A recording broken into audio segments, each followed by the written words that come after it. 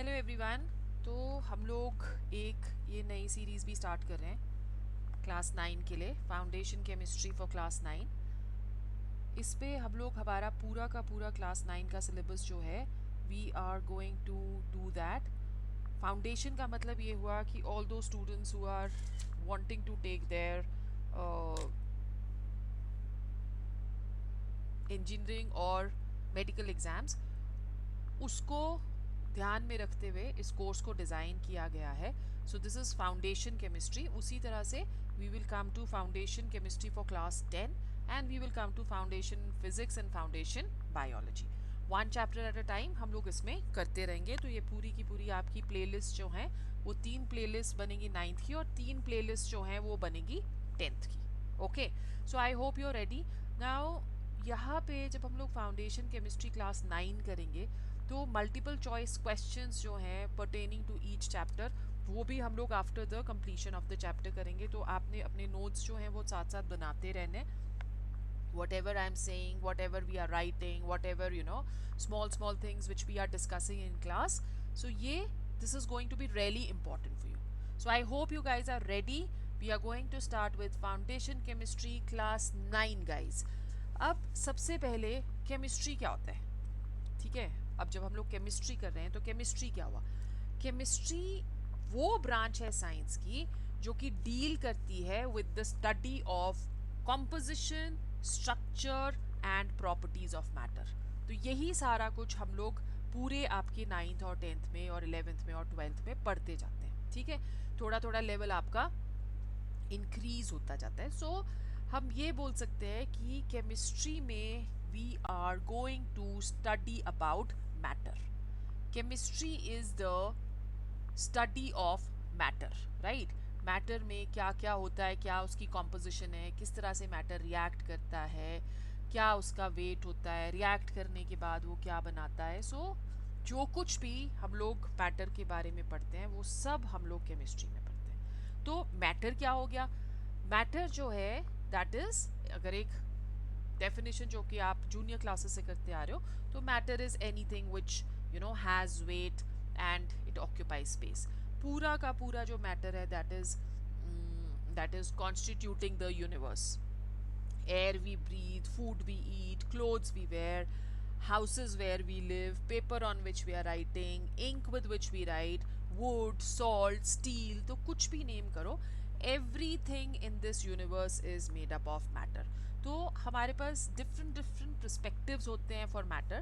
One important aspect of study of matter will pertain to the various physical states. आपको पता है कि जैसे आप वाटर लेते हो तो water can exist in the form of ice cubes, it can exist in the form of water, it can, or liquid, it can also exist in the form of air, water vapor. So हम लोग physical states के बारे में पढ़ेंगे. Another important perspective of study is the structure and molecular composition. So वो classification of matter chemically, कि matter किस चीज़ से बना हुआ है, एटम से बना हुआ है, मॉलिक्यूल से बना हुआ है, किस चीज़ से मैटर बना हुआ है, that also we are going to study in this topic. Now when we are talking of matter, तो मैटर को हम डिफाइन कैसे करते हैं, that is our one of the topics which we are going to do. But over here, let's see what is matter.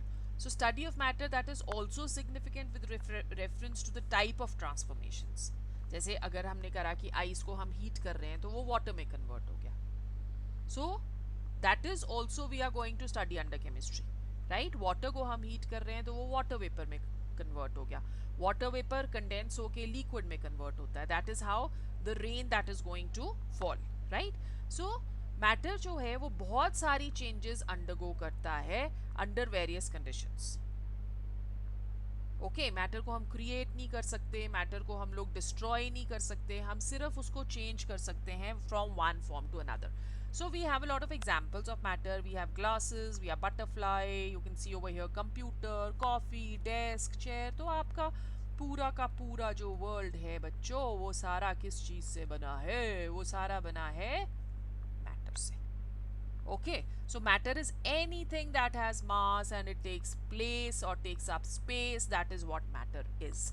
But at the same time, अगर हमको matter के बारे में एक और डेफिनेशन हम देना चाहते हैं तो बच्चों मैटर जो है ना हम लोग फील भी कर सकते हैं। सो उसको हम डिफाइन कर सकते हैं as anything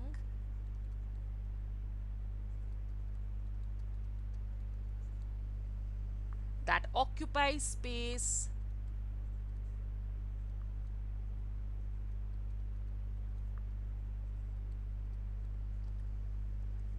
has weight or mass,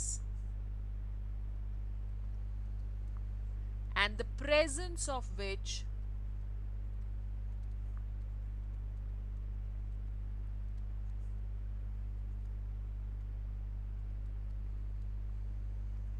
can be felt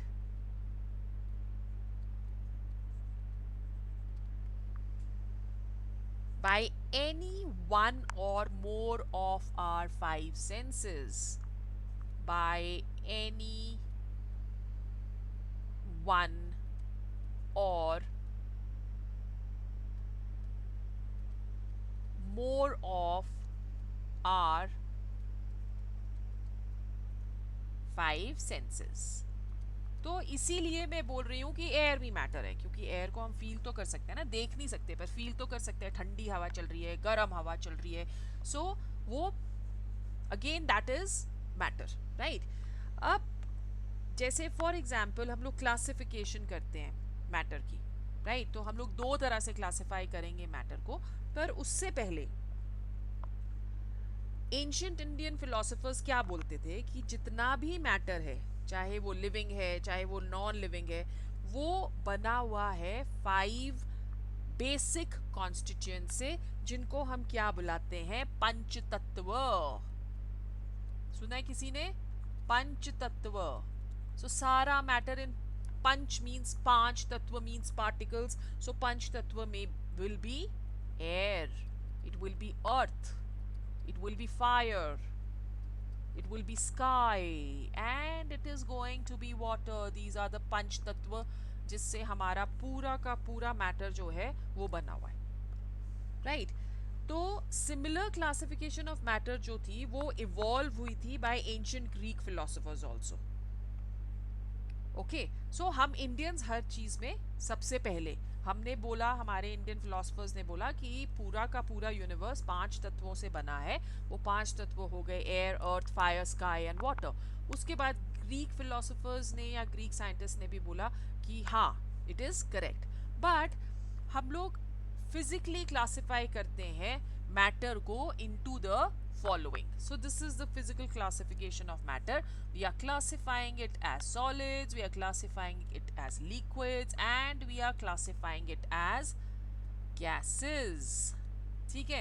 So solids में हमारे पास आ गई hat, skateboard, pencil, table, snow, bicycle, apple, computer, trees, houses, और liquid में हमारे पास आ गया water in the pool, milk, drink, कोई भी ड्रिंक ले लो, hot chocolate, juice, soup, rain, all this is going to be liquid. And we have gases, which is wind, air, hot air balloon, wind from the fan, steam from the press. फिर ये वाला झंडा याद है, ये जो fan जैसा हम लोग बचपन में चलाते थे, ठीक है, जब भी हम उसको वेव करते हैं तो वो एयर के साथ घूमता है। तो air around this fan is again going to be matter, और जितना भी हमारा यूनिवर्स है, सराउंडिंग्स है, वो सारा का सारा क्या है, मैटर। सो हम लोग क्लासिफाई कर रहे हैं फिजिकली मैटर को into solids, liquids and gases, right? Now when we are talking of matter को explain करने के लिए कि क्यों ट्रांसफॉर्मेशन होती है मैटर की from one state to the other physically, kinetic molecular theory of matter was proposed. So kinetic molecular theory of matter क्या बोलती है कि मैटर जितना भी है that is composed of small tiny particles, जिसे हम क्या बुलाते हैं, मॉलिक्यूल्स। ओके, अब empty spaces which are existing between molecules उन्हें हम क्या बुलाएंगे, intermolecular spaces. So intermolecular spaces के basis पे ही जो state of matter होती है solid, liquid और gas that is defined. So अगर हम लोग कर रहे हैं solids, so what are we saying over here कि जो solids होते हैं, solids में हमारे पास intermolecular spaces are going to be very less. So let's see how the molecules they are going to be placed when we are doing the intermolecular spaces according to kinetic theory of matter, right? तो एक तो बोल दिया कि matter may be composed of very tiny particles which are molecules और उन molecules के बीच में spaces होती हैं. तो जब हम लोग solids करते हैं तो solids के बीच में intermolecular spaces जो हैं that is going to be negligible. Hardly. देख रहे हो कि किस तरह एक के साथ एक जुड़ के खड़े हैं सारे के सारे particles. So the connection is very strong. ये होते हैं solids. अब जब आप liquids में चले गए ना तो liquids में थोड़ी सी spaces आ गई. So this is going to be liquids. और gases में molecules बिल्कुल ही अलग अलग रहते हैं, बहुत दूर रहते हैं. So this is the gases. So solids they have the maximum intermolecular spaces. Liquids में ये spaces moderate होते हैं और gases में ये molecules minimum होते हैं. ठीक है. होता क्या है कि जब आप solids को heat करोगे तो according to the kinetic theory जो molecules है ना वो ceaseless motion में होते हैं, वो हिलते रहेंगे, all the time they're moving. Okay, so solids को जब हम heat करते हैं तो हर एक molecule को energy मिल जाती है. पहले तो बैठे हैं आराम से, फिर उनको मिल जाती है energy. अब energy मिल गई तो कुछ तो करना है तो वो move करने लग जाते हैं. तो जब move करते हैं तो जो एक दूसरे के बीच में forces of attraction होता है उसको वो overcome कर लेते हैं. तो दो चीजें, एक intermolecular spaces और एक intermolecular forces of attraction. Intermolecular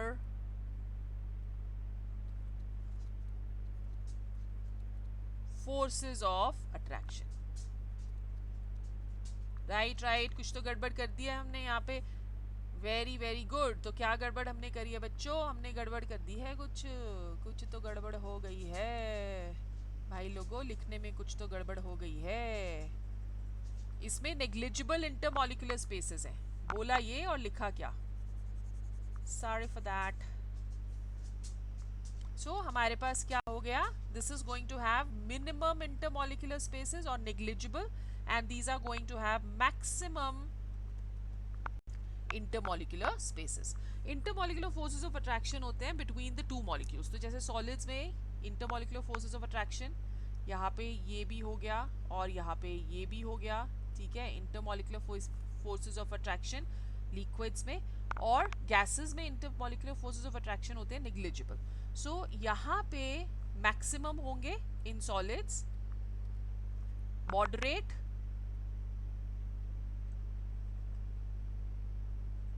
and minimum. So when the molecule, कहानी हमारी थी कि molecule ने energy gain कर लिया है, अब उसने क्या करना है. जब molecule energy gain करते हैं तो वो अपने bonds को एक दूसरे से अलग, या molecules को एक दूसरे से अलग करने की कोशिश करते हैं जिससे कि वो liquids में convert हो जाते हैं. फिर kinetic energy, हम और liquids को heat कर रहे हैं, molecules को और kinetic energy मिल गई, वो और दूर मजे मार रहे हैं. So the gases they are going to have a lot of spaces in between them, right? Up according to the kinetic molecular theory of gases, as I just told you कि molecules they have forces of attraction between them जिनको हम बुलाते हैं intermolecular forces of attraction, और the forces of attraction between similar molecules guys is known as cohesive forces, and dissimilar molecules is known as adhesive forces.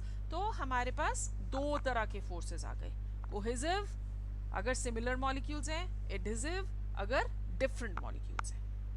Okay, all right. फिर kinetic molecular theory ये भी बोलती है कि molecules they are going to possess energy due to their ceaseless motion. हिलते रहेंगे हिलते रहेंगे हिलते रहेंगे हिलते रहेंगे तो क्या होगा, मोशन जो है वो सीजलेस है। ठीक है, तो अगर मोशन सीजलेस है तो वो एक दूसरे से दूर होने लग जाते हैं। ओके, फिर हमारे पास आ गया classification according to chemical concept और केमिकल क्लासिफिकेशन ऑफ मैटर। जब हम लोग केमिकली क्लासिफाई कर रहे हैं मैटर को तो हम उसे क्लासिफाई करते हैं as mixtures and pure substances. Mixture हुआ कि आपने रैंडमली कोई भी चीज़ मिक्स कर दी, जैसे आपने नमक को पानी के अंदर डाला तो वो मिक्सचर बन गया। नमक नमक ही रहेगा, पानी पानी ही रहेगा। ठीक है, उनकी कॉम्पोजिशंस चेंज नहीं होती, कॉम्पोजिशंस उसकी सेम रहती है। पर नमक के बगैर पानी जो होगा वो क्या है, फीका, और नमक के साथ it is going to be salty. जब हम लोग इवेपोरेट करेंगे उसको तो हमारे पास नमक अलग मिल जाएगा, पानी अलग मिल जाएगा। सो हम बोलते हैं कि मिक्सचर को हम लोग सेपरेट कर सकते हैं फिजिकली, राइट। और मिक्सचर को हम क्लासिफाई करते हैं इनटू हीट्रोजीनियस, जिसमें हमको पार्टिकल्स अलग अलग नजर आते हैं। जैसे हमने ऑयल और वाटर ले लिया। सो ऑयल और वाटर क्या हुआ, ऑयल और वाटर में आपको ऑयल अलग दिखेगा क्योंकि ऑयल लाइट होता है, वो अपर सरफेस पे आ जाता है, और वाटर जो है वो नीचे रह जाता है। So oil and water can be seen separately, they are in different phases. So that is what heterogeneous mixture is.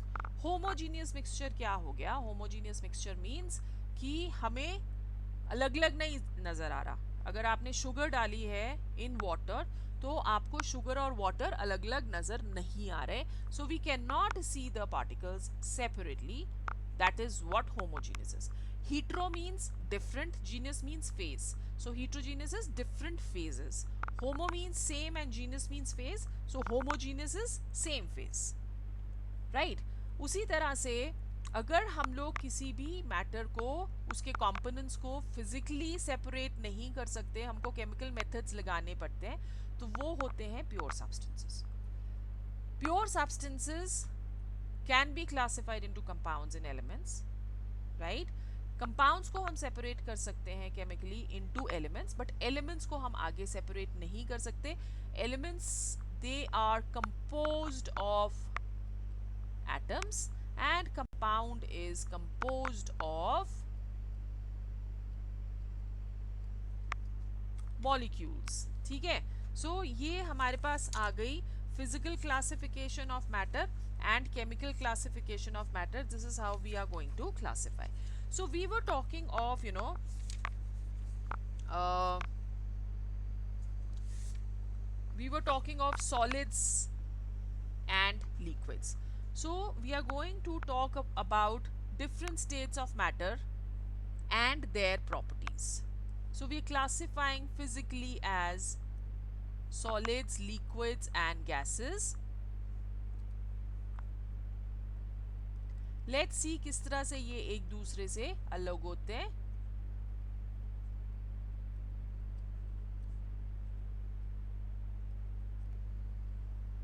Right? When we're talking of properties,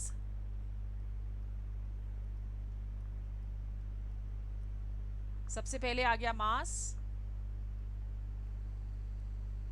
So solids have a definite mass.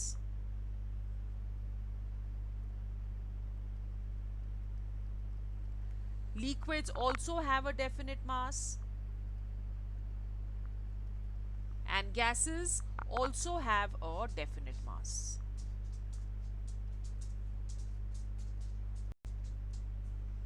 Volume,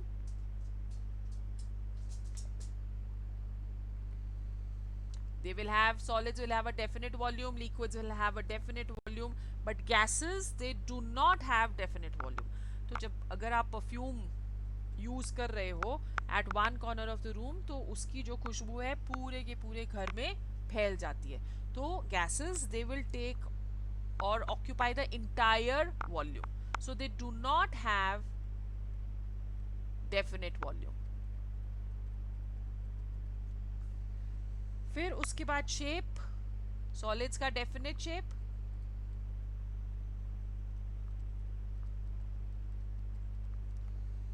liquids they will take the shape of the container, so no definite shape.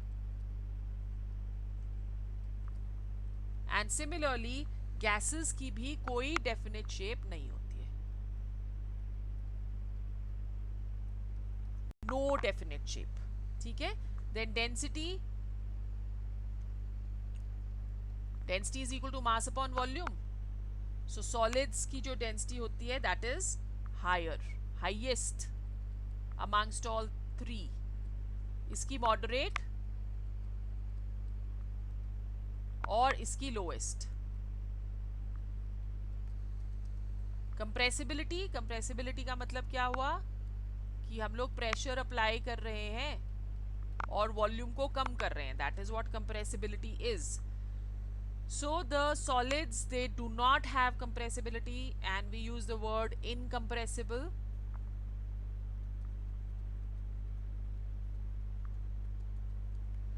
Liquids they are slightly compressible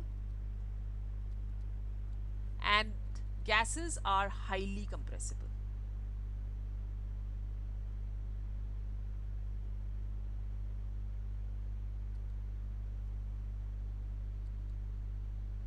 Okay, so gases they are going to be highly compressible. Then again we are going to rigidity.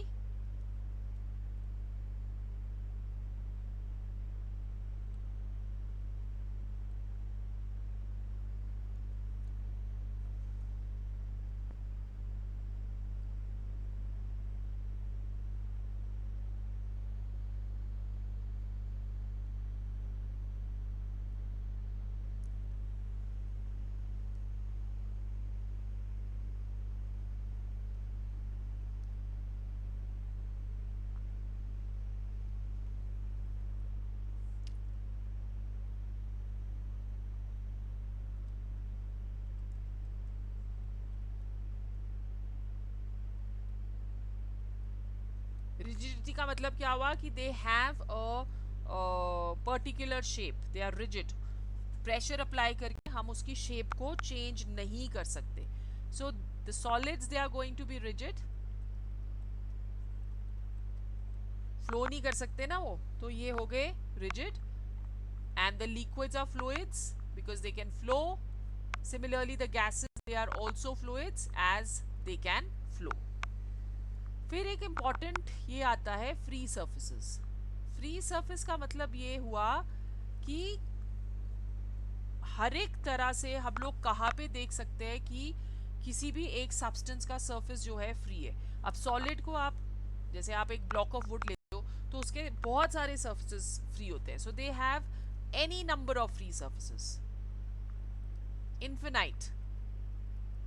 But fluids की सिर्फ हमको ऊपर वाली तय नजर आती है. Only the upper surface is free.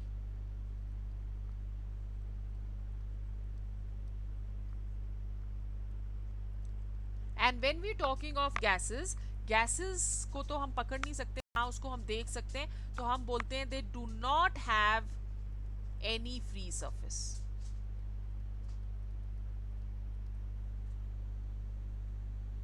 Okay? फिर उसके बाद थर्मल एक्सपेंशन की टेम्परेचर अगर हम लोग इंक्रीज कर रहे हैं तो वेदर इट इज एक्सपैंडिंग और not. Thermal expansion very low,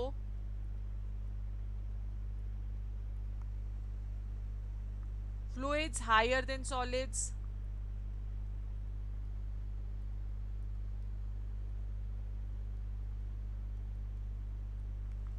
and fluids सबसे ज्यादा हाईएस्ट थर्मल एक्सपेंशन. जरा सा हम इसको हीट करते हैं तो मॉलिक्यूल्स पता नहीं पूरी दुनिया घूम लेंगे. ओके, सॉलिड्स को तो आप एक्सपैंड नहीं कर सकते ना, अगर आप उसको हीट कर रहे हो तो वो एक्सपैंड नहीं होंगे. फ्लूइड्स में थोड़ी बहुत ही, जो लिक्विड्स होते हैं उसमें थोड़ी बहुत ही एक्सपेंशन होती है.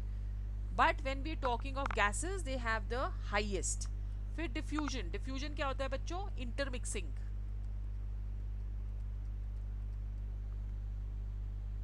सॉलिड्स डिफ्यूज नहीं करते, वो एक दूसरे के साथ इंटरमिक्स नहीं होते। लिक्विड्स करते हैं, जैसे आपने एक वाटर का ग्लास लिया और उस पे आप इंक डाल रहे हो, तो आप देखते हो कि धीरे धीरे इंक के क्लाउड्स बनने लग जाते हैं in water. So it means that ink is diffusing into water, mixing into water. Okay, तो कुछ लिक्विड्स ऐसे होते हैं कि जो डिफ्यूज करते हैं एकदम से, like for example if you are taking ink and water, partially diffusible. अगर आप अल्कोहल और पानी को मिक्स करोगे तो एकदम से डिफ्यूज हो जाएंगे, पर अगर आप ऑयल और वाटर को डिफ्यूज करोगे तो वो बहुत स्लोली, इतनी स्लोली डिफ्यूज होते हैं कि हमें पता ही नहीं चल रहा कि वो डिफ्यूज हो रहे हैं कि नहीं। Okay, so they can diffuse immediately, partially, or not at all. So they can, but they can diffuse. They show the property of diffusion. Gases जो हैं वो सबसे easily diffuse होती है, क्योंकि उनके बीच में बड़ी भारी स्पेस है मॉलिक्यूल्स के बीच में, तो आराम से दूसरे मॉलिक्यूल्स आके उसमें बैठ जाएंगे. So these show the maximum diffusion. Right? So if we are talking of a comparative study of molecular arrangement, so we've already seen, but let's summarize it. Again, we are taking solids, liquids, and gases. So packing of molecules. Solids may, they are very closely packed. We've already taken and seen the diagram. Liquids may, they are loosely packed. And gases may, they are very loosely packed.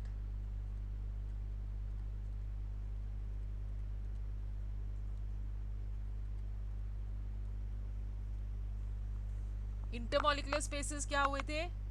Intermolecular spaces solids में negligible, अब नहीं गलती करूंगी, liquids में moderate, and gases में maximum.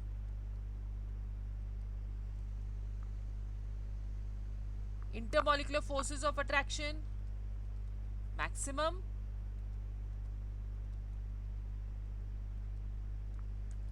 Liquids में moderate,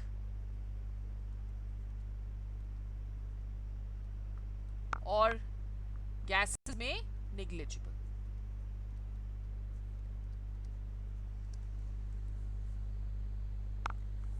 now एक और चीज जो आप नई यहां पे सीखने वाले हो, that is the molecular movement. सारे मूव करते हैं, चाहे सॉलिड्स में हो, चाहे लिक्विड्स में हो, चाहे गैसेस में हो, पर मीन पोजीशन सॉलिड्स में फिक्स्ड रहती है. तो इनके पास एक ही तरह की मोशन होती है कि वो अपने ही मीन पोजीशन में मूव करते रहेंगे. ऐसी मोशन को हम बुलाते हैं वाइब्रेटरी. ठीक है, तो अगर ये मॉलिक्यूल है तो वो सिर्फ अपनी पोजीशन में इस तरह से वाइब्रेशंस करता रहेगा, but it is not going to really move. Right? तो इसकी mean position is fixed. Now in case of liquids we have translatory,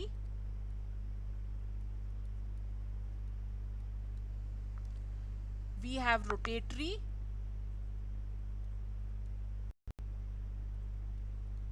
and we also have vibratory. तीन तरह की मोशंस ये एग्जिबिट करता है. And when we're doing the gases, they are going to have all three motions in all directions. ये सबसे gases सबसे ज़्यादा naughty हैं. So they are going to have again translatory,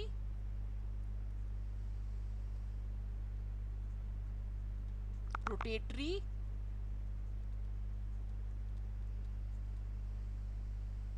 vibratory,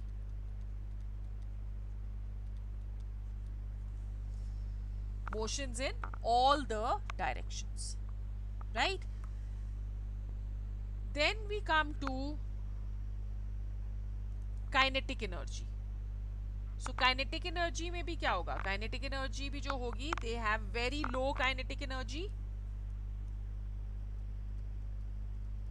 क्योंकि मोशन ही कम है and kinetic energy is energy due to movement, so kinetic energy is very low.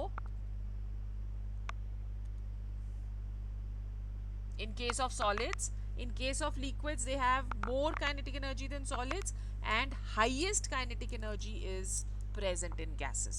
So guys, this is all what we have आज वाले topic में. इसके questions आपको 2-3 questions description में है, एक बारी उनको देख लो, सॉल्व कर लो, और अगर कोई भी दिक्कत है तो टेलीग्राम चैनल फॉलो कर लो और मेरे साथ चैट कर लो. See you guys soon. Telegram channel का भी लिंक डिस्क्रिप्शन बॉक्स में दे रखा है. So I'll see you with the next topics soon.